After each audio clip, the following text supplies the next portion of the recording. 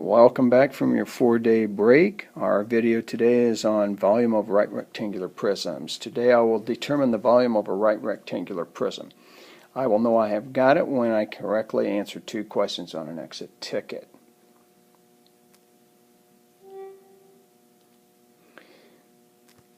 Notice that we have 3 examples. One will be a whole number, one will be a decimal, one will be involving fractions. Notice down here at the bottom that we are dealing with the volume of a right rectangular prism. And notice that we have 2 pieces there, 2 formulas. We're only going to focus on this one. This one right here, the base times height, is more for triangular prisms and find the volume of those. And we're not focused on that right now. We want to focus on just right rectangular prisms.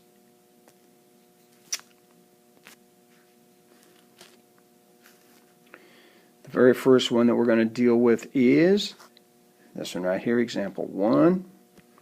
Remember, volume equals length times width times height. If you look at the object, you'll see that we have 1, 2, 3, 4, 5 numbers, but we only have 3 letters, and we're only going to use 3 of these numbers. Now, you might say, well, there are 4 7s and 1 5, so I already know what I'm going to use. However, let's make sure that we know what kind of numbers or which numbers we would want to use as our length, width, and height.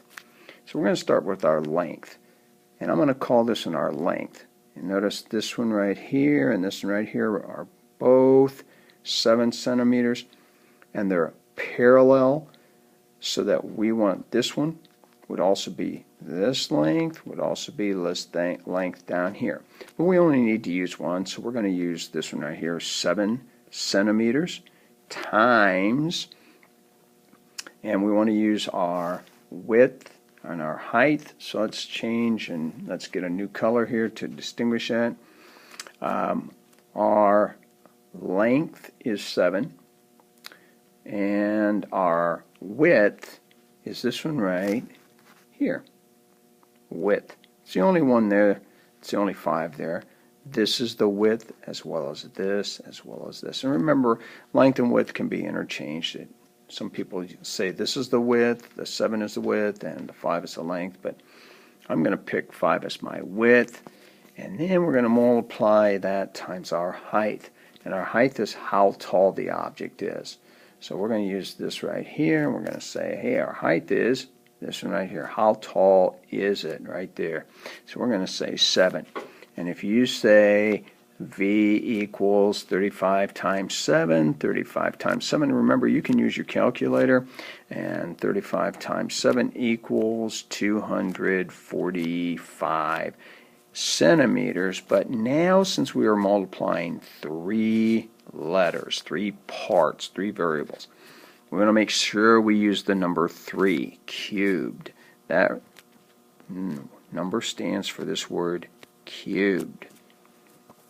This should be rather simple, knowing that you can use a calculator, knowing that you only have to multiply 3, and you get to use that formula. All right.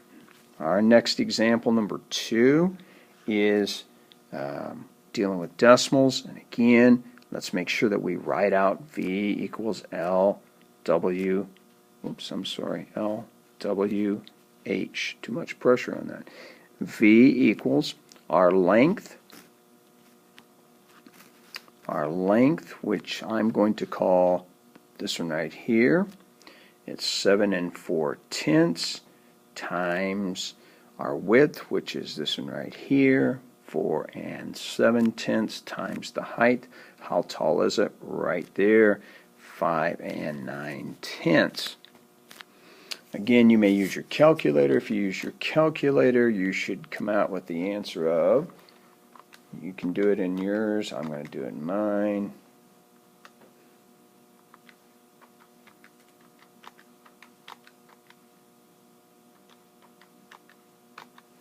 Answer that I have is 205 and 202 thousandths centimeters cubed. If you're asked to round that to the nearest tenths place, this is tenths place. Remember, a long time ago we talked about building a wall. And if this number to the right is 4 or less, we let the 0 rest. And since that is 4 or less, this 0 will rest, stays the same, and our answer could be 205 and 20 hundredths centimeters cubed. It's up to you whether you round it. You don't need to. I'm not asking you, but you might be asked to do that later on. Our next example is dealing with fractions. Make sure you have your calculator ready to go and see if you can figure that answer out. I'm going to change. I'm going to go to another color. Let's see. I know some of you like purple, so let's use purple. And if we use purple, here we go. V equals length times width times height. Again, remember, always write it out. That's your way of communicating. I'm going to call this our length, this our width, and how tall is it is right here, our height. So we're going to have 5.5 times 6.5 times 5 and 4/6. Now again, you could simplify 4/6 before you start, but I'm going to leave it where it's at. You get to use a calculator. You should get the answer of 202 and 7/12. Now remember, you want to keep that as a fraction since it's asking you to do that. And again, we want to label it feet and remind yourself that we are multiplying 3 parts. So we want to say feet cubed.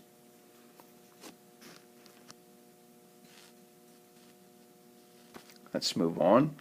Now, here we go. You have these two to do. I would tell you that you should take your time, write everything out again.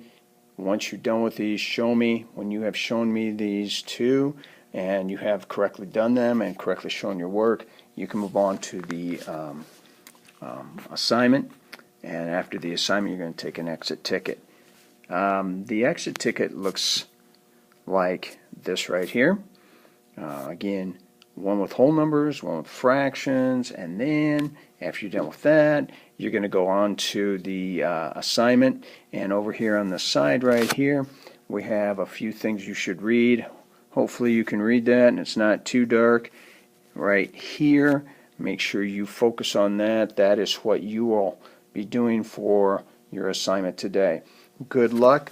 I believe that it's a good assignment for you. Again, you only have to do 6 problems, but 1 must be a decimal, 1 must be a fraction, 1 must be a whole number, and after that, your choice. You can do them all if you want to, but that's not a requirement. Good luck.